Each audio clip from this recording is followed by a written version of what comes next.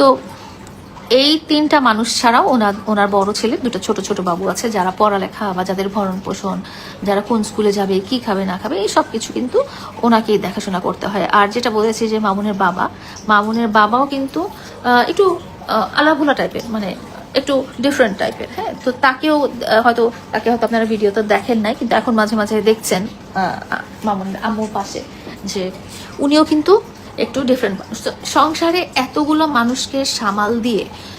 আসসালামু আলাইকুম প্রিয় দর্শক, ইতিমধ্যে ভিডিওর গুরুত্বপূর্ণ অংশবিশেষ দেখে ফেলেছেন। আরো কিছু গুরুত্বপূর্ণ তথ্য আমাদের হাতে রয়েছে, যেগুলো তুলে ধরার চেষ্টা করব। তাই অনুরোধ করব, যারা এখন পর্যন্ত ভিডিওটিতে একটি লাইক দেননি, অতি দ্রুত ভিডিওটিতে একটি লাইক দিয়ে চ্যানেলটি সাবস্ক্রাইব করে আমাদের সাথেই থাকবেন। আমরা কথা বাড়াবো না, চলুন আগে ভিডিওটিতে একটি লাইক দিয়ে ধারাবাহিকভাবে সম্পূর্ণ ভিডিওটি দেখে আসি। বাড়ি ঘর ঠিকঠাক রেখে, গ্রামের বাড়ি ঠিক রেখে, শহরের বাড়ি ঠিক রেখে, মামুনের নানা রকম সমস্যা। মামুন তো মানে ডিফারেন্ট একটা পার্সন। ও মানে কোনো মা তো আসলে সন্তানকে খারাপ বলতে চায় না, কোনো মা তো আসলে সন্তানকে অপরাধী বলতে চায় না, কোনো মা আসলে সন্তানের খারাপ দিকগুলো মানুষের সামনে তুলে ধরতে চায় না। তার সন্তান যতই ক্রিমিনাল হোক না কেন, উনি সবসময় চাবে তার সন্তানকে প্রোটেক্ট করতে, কারণ সন্তান হচ্ছে তার নিজের অংশ। হ্যাঁ, তার শরীরের অংশ, তার মানে ওই সন্তানটা হচ্ছে একান্তই তার। ওই সন্তান যতই খারাপ হোক, যতই অপরাধী হোক, যতই খারাপ কাজ করুক, উনি তো চাইবে না কারোর সামনে নিজের সন্তানকে খারাপ হিসেবে তুলে ধরার জন্য। উনি সবসময় হাইড করার চেষ্টা করবে। তো এইসব কিছু মিলায় ওনার মানসিকতা, মন মানসিকতা কেমন থাকতে পারে। আর যেখানে মামুন ক্রমাগত অপরাধের সাথে যুক্ত হয়ে গেছে, বিভিন্ন ধরনের অপরাধ, মাদক এসবের সাথে যুক্ত, নারী কেলেঙ্কারি এসবের সাথে যুক্ত, তো উনি যেহেতু মামুনকে ঠিক করতে পারছেনই না, সো ওনার মনের মধ্যে কত দুশ্চিন্তা, হতাশা, কতটা খারাপ ফিলিংস ঘুরপাক করছে।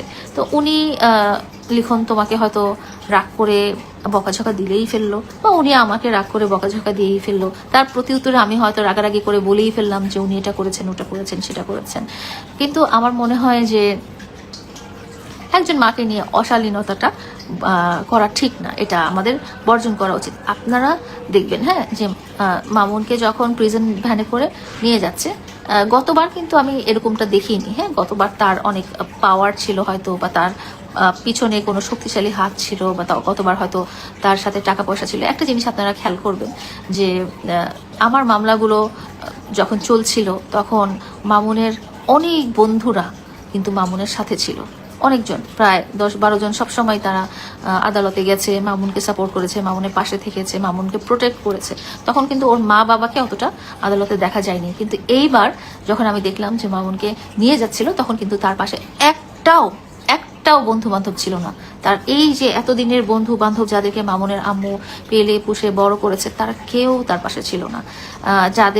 যারা মামুনের মাকে মা ডাকে, এখনো মা ডাকে আমি জানি, তারাও কেউ মামুনের পাশে ছিল না। মামুনের পাশে তার একটা বন্ধু, একটা শুভাকাঙ্ক্ষী, একটা ফ্যান ফলোয়ার ছিল না।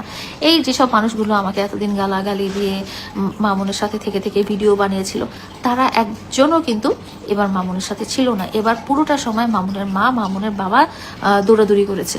সো মামুনের জন্য তো আপনারা দেখেছেন যে মামুনের মা কোর্টে কোর্টে কান্নাকাটি করেছে, দৌড়াদৌড়ি করেছে, কেরানীগঞ্জে যে কান্নাকাটি করেছে। তো মাই তো করবে, মানে দেখবেন যে ওখানে কিন্তু মামুনের চাচা, খালা, মামুনের কিন্তু বিশাল আত্মীয় স্বজন। আপনারা হয়তো এর আগে শুনেছেন যে মামুনের বেশ বড় লোক আত্মীয় স্বজন আছে, বেশ সলভেন্ট, যারা প্রফেসর, যারা ব্যবসায়ী, যারা বড় সরকারি কর্মকর্তা বা আইনজীবী, তারা কিন্তু কেউ মামুনের পাশে নাই, কেউ মামুনের সাথে নাই, কেউ মামুনের মারও পাশে নাই। মামুনের মার পাশে কারা? যারা হচ্ছে সাংবাদিকরা, যারা হচ্ছে ভিউয়ের জন্য গিয়েছে, কারণ জানে যে মামুনের মা এখন হট টপিক। তারা মামুনের মায়ের ভিডিও প্রকাশ করলে ভিউজ হবে, ভিউজ থেকে তারা আর্ন করতে পারবে। এই জার্নালিস্টরা শুধুমাত্র নিজেদের পেজের বা চ্যানেলের ভিউজের জন্য মামুনের মার সামনে আপনারা দেখতে পেরেছেন, কিন্তু এছাড়া মামুনের একটা আত্মীয় স্বজন, বন্ধু বান্ধব, শুভাকাঙ্ক্ষী, ফ্যান ফলোয়ার কেউই কিন্তু মামুনের সাথে ছিল না। কেন ছিল না, কি কারণে ছিল না, এটা আমার জানা নাই। বাট আমি যেটা মনে করি যে মামুন যেহেতু ক্রমাগত অপরাধ করে গেছে, তো লোকজন হয়তো লজ্জিত ফিল করে যে না, আমরা একে বন্ধু পরিচয় দিতে লজ্জাবোধ করি। কিন্তু মা তো লজ্জাবোধ করলে হবে না। হ্যাঁ, মা তো চাবে যে আমার ছেলেটা কষ্টে আছে। একটা মার কাছে তার সন্তান যদি কষ্টে থাকে, তাহলে তার চেয়ে কষ্টদায়ক কিন্তু আর কোনো কিছুই হতে পারে না। একটা বাবার কাছেও সেম, একটা বাবার কাছেও সন্তান যদি কষ্টে থাকে, তার চেয়ে কষ্টদায়ক কিছুই হতে পারে না। মা বাবা নিজের শরীরের শেষ রক্তবিন্দুটা দিয়েও সন্তানকে হ্যাপি রাখতে চায়, যেটা আমি ফিল করি আমার বাচ্চাদেরকে দিয়ে। আমার যদি শেষ নিঃশ্বাসটুকু দিয়ে বা শেষ রক্ত ফোঁটাটা দিয়েও আমি আমার বাচ্চাকে ভালো রাখতে পারি, তাহলে আমি সেটাই দেবো। সেই মামুনের আম্মু উনি ওনার যত রকম পরিশ্রম আছে, যত রকম কষ্ট আছে, যত রকম যা আছে সব কিছু দিয়ে উনি যদি নিজের সন্তানকে একটুখানি ভালো রাখতে পারে, সেটাই চেষ্টা করবে এবং সেটাই চেষ্টা করে আসছে। এখান থেকে কেরানীগঞ্জ কিন্তু খুব মুখের কথা না, এখান থেকে কোর্টে যাওয়াও কিন্তু খুব মুখের কথা না, কিন্তু ওনারা রোজ যাচ্ছে। কেন যাচ্ছে? ওনার বাচ্চাকে একটুখানি দেখার জন্য, একটু এক নজর দেখার জন্য, বা একটুখানি হাতে একটু টাকা দিয়ে আসার জন্য, যে বাবা তুমি ভালো থাকো, বা বাবা তুমি কষ্ট পেও না, বা এটা সেটা আমরা যা করার তাই করছি। তো মা হিসেবে আমি বলবো, মামুনের মা আসলে হয়তো তার সন্তানকে সুশিক্ষিত করতে পারেনি। আমি এটা বলবো যে হয়তো মামুনের মা মামুনকে অপরাধ করার হাত থেকে বাঁচাতে পারে নাই, বা আমি বলবো যে মামুনের মা হয়তো নিজে অশিক্ষিত বা কম পড়ালেখা জানা হয়ে উনি বুঝতে পারে নাই যে মামুনকে আসলে এসব অপরাধ করার হাত থেকে দূর করা। বা মামুনের মা যেহেতু খুব কষ্টের মধ্যে দিন যাপন করেছেন, দারিদ্রতা ছিল, টাকা পয়সা টানাটানি ছিল, সো লোভ থাকাটা খুব স্বাভাবিক, ওনার মধ্যে হয়তো লোভও ছিল। কিন্তু একটা মা হিসেবে উনি সন্তানের জন্য জীবন দিতে পারলেও উনি হয়তো জীবনটা দিয়েছেন। তো এই সমস্ত কিছুর পরেও আমি যেটা লিখনকে বলবো, যে লিখন তুমি আর ওনার আম্মুকে নিয়ে আর একটা কথা বলো না। এটা তোমার পাতানো বোন বলো, বা মামুনের স্ত্রী বলো, বা তোমার বন্ধুর ওয়াইফ বলো, বা বোন বলো, বা ফ্যান ফলোয়ার যেটা বলো, সেই হিসেবেই আমি তোমাকে আসলে রিকোয়েস্ট করবো লিখন, যে তুমি ওনাকে নিয়ে আর কোনো রকম কথা বলো না, কোনো রকম মন্তব্য করো না, কোনো রকম ভিডিও বানাও না, কোনো রকম স্টেটমেন্ট দিও না। এবং আমার মনে হয় যে তুমি যতটুকু বলেছিলা যে আমি ওনাকে বিয়ে করতে চাই, এটা করতে চাই, সেটা করতে চাই, আমি বলবো যে এটার জন্য তুমি ওনাকে সরি বলবে। এবং তুমি কিভাবে সরি বলবে না বলবে এটা তুমি ডিসাইড করো। তুমি যদি ডিসাইড করতে না পারো তাহলে আমি বলে দিব। লাইভের মাধ্যমে কথাগুলো বলার কারণ হচ্ছে যে লিখনের সাথে এখনো আমার কথা হয় না। সো লিখনের সাথে লিখন হয়তো আমার ভিডিওটা দেখবে, বা অন্য কেউ ভিডিওটা দেখবে, লিখনকে ফরওয়ার্ড করবে। তো লিখনকে আমি এটাই বলবো, লিখন তোমার আমি বলতে চাই না, আমাদের মামুনি হাফসা যখন অসুস্থ থাকে, তার মনটা ভালো থাকে না, শরীরটা ভালো থাকে না, তখন কিন্তু তুমি দুনিয়াদারি সব কিছু ফেলে তার পিছেই থাকো, তার পিছেই সময় দাও, তাকে আগলে রাখো। সেরকম মামুন যখন খারাপ আছে বা তার কষ্টের দিন যাচ্ছে, সেটা আমার কারণেই হোক, বা তার স্ত্রীর কারণেই হোক, বা অন্য কোনো কারণেই হোক, উনি দুনিয়াদারি ফেলে ওই দিকেই ফোকাস করবেন। তো এই ক্ষেত্রে ওনার মন মানসিকতাটা ভালো থাকবে না, মেজাজ খারাপ থাকবে, মেজাজ খিটখিটে থাকবে, এটা খুবই স্বাভাবিক। সো উনি যাই বলুক না কেন, উনি একজন মুরব্বী মানুষ তোমার কাছে। তো আমি বলবো যে এই ধরনের কথাবার্তা এবং এই ধরনের অশালীন কথাবার্তা আমি লিখনকে বলবো যে লিখন please stop right here. And তোমার যেহেতু সুযোগ আছে, যেহেতু উনি তোমাকে ব্লক করে দেননি, যেহেতু উনি তোমার সাথে দেখা করতে পারেন, বা তুমি ওনার সাথে দেখা করতে পারো, তুমি ওনার সাথে কথা বলতে পারো, আমার অনুরোধ হবে তুমি ওনার কাছে সরি বলবে। ওনার কাছে বলবে যে আমরা সো ফার আপনাকে নিয়ে যেসব অপমান সূচক কথাগুলো বলেছি, সেগুলো যেন উনি আপনাকে মাফ করে দেয়। একটা কথা কি লিখন, কাউকে সরি বললে কেউ কখনো ছোট হয়ে যায় না। তুমি যদি কাউকে সরি বলো তাহলে তুমি কিন্তু কখনোই ছোট হয়ে যাবে না, বরং তুমি তার দোয়া পাবা, একটা মার দোয়া পাবা। হ্যাঁ, তুমি কিন্তু আমি লিখনকে দেখেছি, লিখন রিলেশনশিপে খুব বিশ্বাস করে। ও খুব সহজে সবাইকে ভাই, বা খুব সহজে সবাইকে বোন, বা খুব সহজে সবাইকে আম্মু ডাকে। হ্যাঁ, ও ওরকম ফিল করে দেখেই ডাকে। তো